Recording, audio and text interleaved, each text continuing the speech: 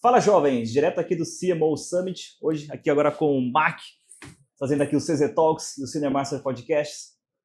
Cara, vamos falar de vários assuntos aqui agora. Queria primeiro, Mac, que você se apresentasse aqui pra gente e falasse dessa nova empreitada aí de negócios, várias empresas.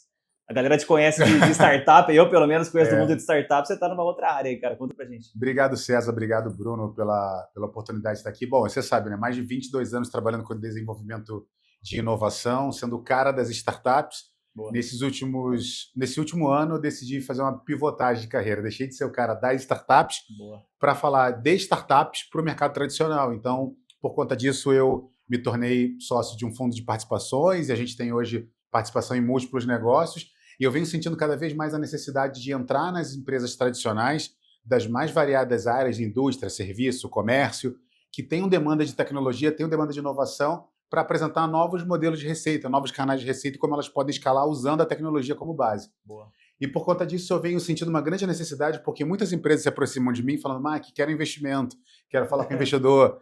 E aí eu falo assim, legal, cara. E o meu papel é esse, eu como advisor, eu trabalhei 3 anos nos Estados Unidos num fundo de investimento e como advisor de vários fundos de investimentos no Brasil, até do meu próprio, eu falo assim, legal, eu ganho dinheiro quando eu ajudo as empresas a captarem dinheiro. Só que quando eu entro na empresa do cara para falar assim, e aí, vamos ver, como é que a gente vai colocar o dinheiro? Não tem um monte de coisa, não tem um monte de necessidade, tem um monte de pequenos ajustes que eu brinco que de uma pirâmide mágica, que entre coisas que a gente precisa captar uma quick win, uma pequena vitória. Só que para ter essa pequena vitória, a gente tem que ter coisas estruturantes. Boa. Só que muitas vezes, quando eu pego uma empresa com coisas estruturadas que podem gerar essa vitória, já é um bom caminho. Mas a maioria das vezes as empresas têm necessidades higiênicas. Ou seja, elas ainda não estão prontas para receber aquele investimento ali. Cara, às vezes elas não estão prontas, não sei nem como é que elas estão abertas. Não tem, às vezes, um plano de Como negócio. é que para de ter a empresa, né? Mano, não tem um plano de negócio, não tem um CRM, não tem uma estrutura de relacionamento, não tem uma área de... Não tem processos muito bem definidos. E aí, às vezes, eu falo, amigão, para colocar isso aqui no dinheiro na sua conta, eu preciso disso aqui pronto. Aí fala, cara, mas eu não sei. Onde que eu aprendo sobre isso? Como é que eu me desenvolvo? Então, a gente criou uma comunidade chamada Business Design Academy, e nessa comunidade a gente tem como premissa básica o conhecimento prático, colaborativo, para ajudar as pessoas a serem indeléveis. Então, várias empresas se conectam com a gente gera essa oportunidade de aprendizado conjunto, e dessa aprendizagem conjunta a gente ajuda todo mundo a crescer. Através da BDA, a gente está aqui com o Fábio, que é nosso mentorado, a gente é advisor da community, que está no palco ali com a Kéfera agora. Legal. A gente tem a Popcorn Gourmet, com 3 pontos de venda, que é uma indústria de Goiânia que está com a gente aqui, e outras empresas também junto com a gente aqui se desenvolvendo. Ô, Mac, deixa eu pegar essa indústria como só um exemplo. Você diria que esse seu background de tecnologia, tal, de SaaS, né, e eu acho que de startup, ele traz para você um conhecimento de tecnologia que essas empresas mais tradicionais não têm, e é aí que você brilha ali dentro? Eu acredito que esse é o primeiro grande passo onde eu brilho, mas eu acho que os empresários eles se sentem mais confortáveis comigo porque eu sou muito novo dessa geração tradicional de empresas e eu sou o mais velho dessa geração da inovação. Você tá no meio ali, na transição, né? Por muito tempo, essa posição do meio sempre foi sofrida para mim. Por exemplo, num fundo de investimento, eu sempre tive essa posição de ser o intermediador e era muito sofrido, porque para o fundo de investimento eu representava o empresário e o startupeiro. Boa. E para o startupeiro eu representava o fundo de investimento. Então, ser esse apaziguador, ser esse facilitador, durante os últimos tempos, me trouxe uma boa expertise para brilhar. Obviamente que hoje eu vejo que o acesso à tecnologia, cada vez mais, ele virou commodity. Total. Porque eu que mexo com, sei lá, com IA, que no passado a gente chamava de IA, chamava de rede neural, sistemas, agora está chamando de IA e está popularizado, a gente mexe com isso há muito tempo. Então eu consigo, de maneira muito simples, rápida e direta, explicar para o empresário tradicional coisas que ele precisa implementar no negócio dele que vão mexer diretamente no ponteiro. Boa. Então, muitas empresas, às vezes, elas conseguem dobrar, triplicar, até quintuplicar o seu faturamento só fazendo pequenos ajustes de organização. Olha aí. Legal. E trazendo um pouquinho aqui para o lado do Cinemasters, cara, depois eu queria que você complementasse. Imagino que você aí está se aproximando bastante de uma operação de marketing dessas empresas, né? Porque você vai falar de um CRM, vai falar de coisa, você vai acabar no marketing de qualquer jeito. A IA tem sido um aliado aí para vocês conseguir escalar mais, inclusive em produções de comunicação, filmes? Como é que tem sido isso?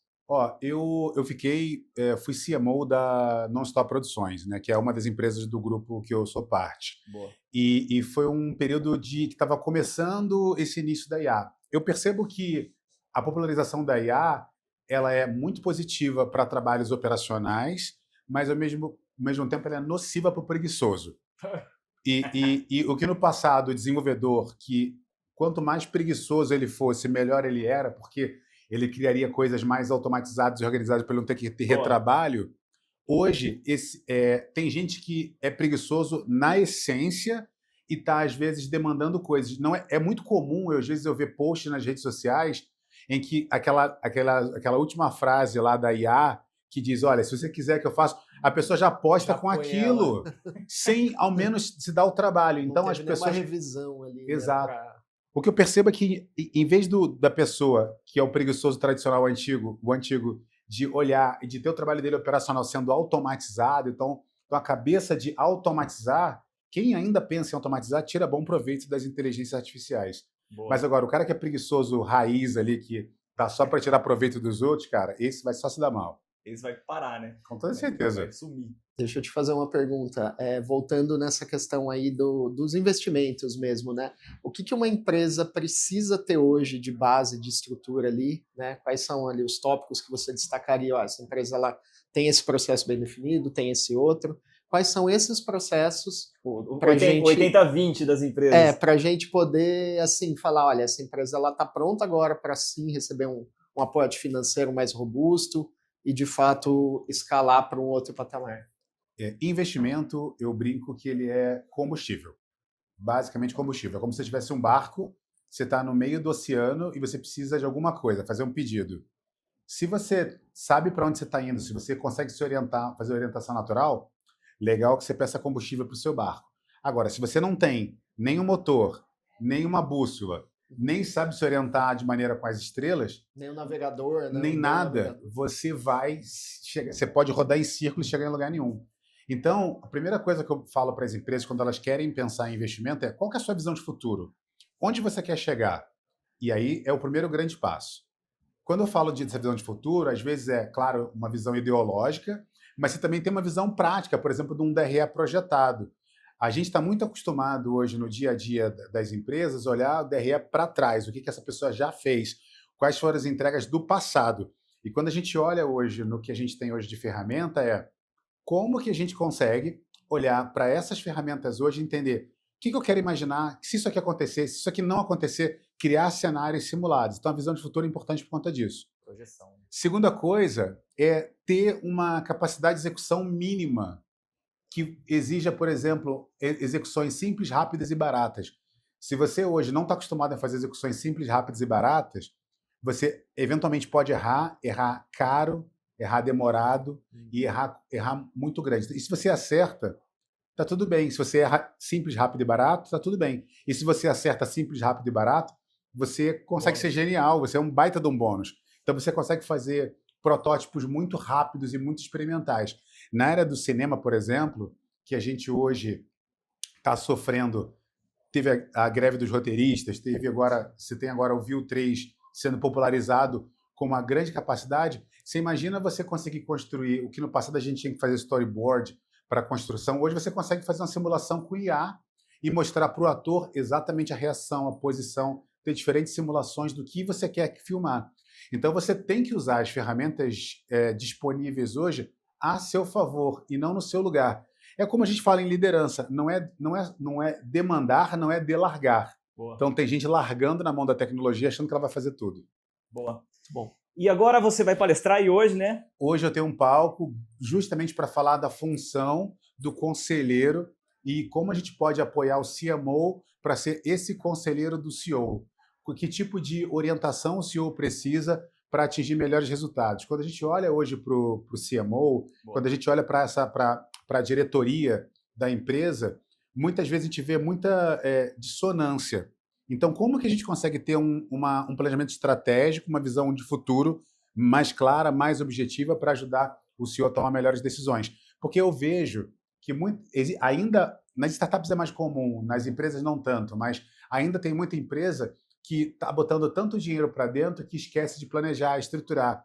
E, eventualmente, ela passa por um momento de crise e esse momento de crise impacta de tal maneira que dissolve completamente a sua equipe. Boa. Então, como a gente consegue criar times mais coesos, diretorias mais objetivas para construir negócios mais profundos e lucrativos. Então eu vou pedir para você resumir em, sei lá, 5 tópicos, se você puder, quais seriam esses advice que você poderia dar para esses CEOs ou CMOs. Tem bastante gente, bastante empresário que acompanha a gente aqui, que acho que vai ser muito valioso essa dica. Então vamos lá, 5 tópicos que seria o... Primeira, visão de futuro, eu já falei, eu não deixo nunca. Segunda é visão financeira.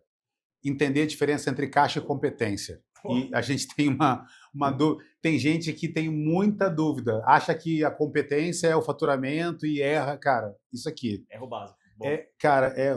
Terceiro, como que a gente pode se reciclar para usar melhores ferramentas? Como eu falei agora, a parte do View 3. E não só o View 3. Muita gente acha que inteligência artificial é o ChatGPT. O ChatGPT é uma ferramenta das mais 80 disponíveis hoje. Você tem muita coisa para te ajudar. Eu acho que um quarto grande ponto que a gente vai falar é estudar comportamento humano, em especial escuta ativa.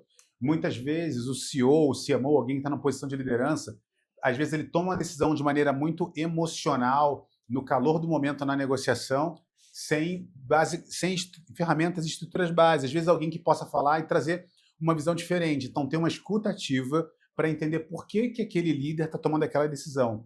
E eu acho que o quarto ponto é pensar sempre na última linha do Excel. E a última linha do Excel é receita. Qual que é a receita? Boa. Se você não tem uma visão clara de receita, como que você está fazendo receita, isso vale para um filme. A gente olha, por exemplo, no cinema dos Estados Unidos, isso que acontece lá, o filme foi um fracasso. O filme faturou 150 milhões.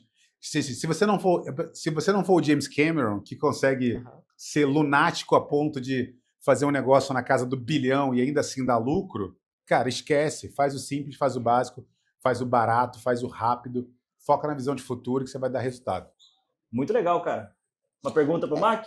Não, acho que só uma observação. Tem várias empresas que a gente vê que elas sofrem com essa questão assim, de às vezes tem um faturamento alto, expressivo, só que às vezes a margem de lucro ela não é real ali, né? O cara, sei lá, gastou 150 mil ganhou 150 mil, só que gastou 140, né? Então, isso acontece muito, né? As empresas acham que elas estão tendo um crescimento, mas na verdade elas não estão, né? Essa diferença entre caixa e competência. Sabe onde a gente percebe muito isso? No mercado de infoproduto. O mercado de infoproduto hoje ele movimenta de 7 a 8 bi por ano no Brasil só. Ele está quase empatando com o mercado de educação formal e tradicional, só que sem regulação.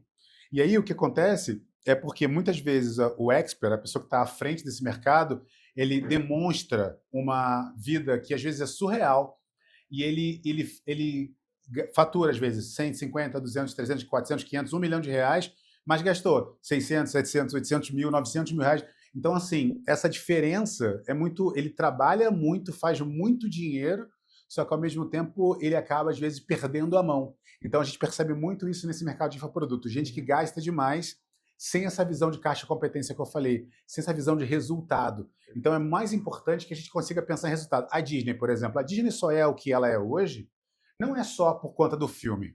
Você vê que quando você percebe, por exemplo, a entrevista dos roteiristas, quando eles vão pensar um personagem, eles não pensando só porque o personagem é fofinho. Está pensando qual que é o brinquedo, o que ele vai ter, se aquilo vai ser uma atração da Disney ou se não vai, se aquilo vai virar... então eles pensam É um ecossistema completo, né? Tudo que é possível ser comercializado depois. É um pensamento então, de flywheel. Exato. Então, quando você pensar, por exemplo, num filme, você não tem que pensar mais só no absolute cinema, como diria os grandes mestres, né? Você tem que pensar aquilo como um business, como um negócio. Então, eu estou criando isso aqui.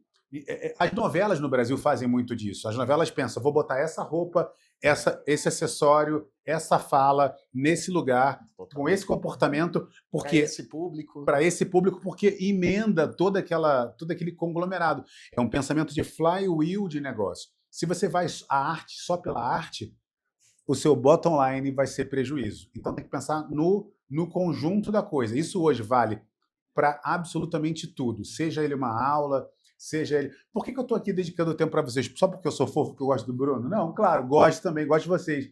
Mas eu estou aqui por quê? Eu estou dedicando, eu estou doando parte do meu tempo, compartilhando meu conhecimento, porque isso vai me dar uma visibilidade. Dessa visibilidade, as pessoas vão querer me seguir em outros canais nas redes sociais, vão conhecer meu trabalho, e aí a gente já retroalimenta. Então, a gente precisa entender essa retroalimentação e como fazer e como transformar a audiência em dinheiro. Porque tem muita gente hoje, como o mercado de influenciadores, com muita audiência que não consegue pagar uma pizza, não consegue pagar suas próprias contas. Então, como que a gente consegue transformar seguidor em dígitos? Esse é o pensamento. Eu vou até trazer uma pergunta. Me parece que você está se aproximando ainda mais de infoprodutos, mercado digital, né? Já estava, na verdade.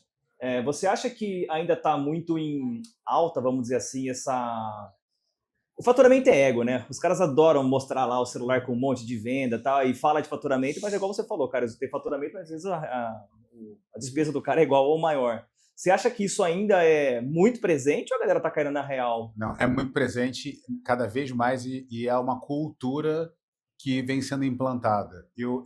Quando às vezes eu sento com um desses experts para falar, eu falo que assim, cara, a gente vive um tempo tão duro, tão difícil, que as pessoas têm vergonha do que elas tinham que ter orgulho e elas têm orgulho do que elas tinham que ter vergonha. Eu fico absurda quando ela começa a mostrar aquilo ali. Eu falo, beleza, amigão, quanto você tem na sua conta do banco agora? Caixa, né? Qual que é o seu limite de crédito? Suas contas estão pagas em dia? Quanto você tem de capital? Quanto você tem hoje de reserva de emergência? Aí o cara começa a travar, entendeu? Então, e às vezes de empresas que a gente olha e não transparecem, né? Empresas que a gente... É muito bom, às vezes, na plástica da coisa, né? Mas na hora que você vai olhar na última linha que é o que ele estava falando... Eu trabalhei um tempo em Alphaville e eu brinco que aquele lugar ali, para mim, se chama Alfaverso. E é a maior concentração de bíblias que eu já vi na América Latina. Mas não é a Bíblia aquela que foi escrita pelos apóstolos, não. É a Bíblia de carnê, de Porsche, de todo mundo lá. As pessoas estão com várias parcelas, às vezes tem em atraso. Então, todo mundo tem um carro importado, todo mundo tem um relógio caro, todo mundo tem fotos. Cara, eu já viajei com pessoas para fazer missões empresariais fora do país. O cara sai assim na rua para um passeio comum com uma mala com várias roupas, basicamente para tirar várias fotos no mesmo lugar, com várias roupas. Então sai 4, 5, alugam 4 ou 5 carros diferentes para fazer diferentes trocas de roupa, para fazer aquilo que tivessem várias viagens, mas tudo uma viagem só. Então, o que no passado a gente falava, o cara que alugava o helicóptero para fazer um conteúdo, isso agora está acontecendo de maneira sistemática, mas sistemática. Micro coisas, assim. Né? Acho que começa no podcast fake, que a gente tem muito. O podcast fake é um absurdo. Eu acho que é válido, acho que a estética ela é válida. Esses microfoninhos aqui mesmo, por exemplo. No passado, as pessoas, para melhorar o som, vocês já perceberam que eles pegavam o microfoninho e falavam aqui. Então, só que agora popularizou, o preço desse tipo de microfone popularizou. Só que o hábito continua. Então, eles gravam com o microfone segurando aqui. Então, como é que a gente pode fazer para se adaptar? Então, essas mudanças que a gente acaba adaptando e se entendendo. Que legal. Mac, foi um prazer, cara. Show de bola. Obrigado aí pelo seu tempo. Bruno César, obrigado mais uma vez. B1 e B2. Prazer Bruno, obrigado mais uma vez. Um prazer estar com vocês. Quem quiser me acompanhar nas redes sociais, #segue o Mac, qualquer canal, ou então acompanhar uma das nossas empresas. Hoje estamos 28 no mercado. Então vai ser um prazer estar com vocês cada vez mais. Bom, e continuar sendo esse sucesso e essa inspiração aí para os empreendedores aí. Sucesso é legal, mas a bagunça também é importante. Minha especialidade é fazer sucesso e bagunça. Boa. Valeu. Valeu, galera. Segue lá, CZ Talks, Cinemasters. Tamo junto. Valeu. Valeu, galera.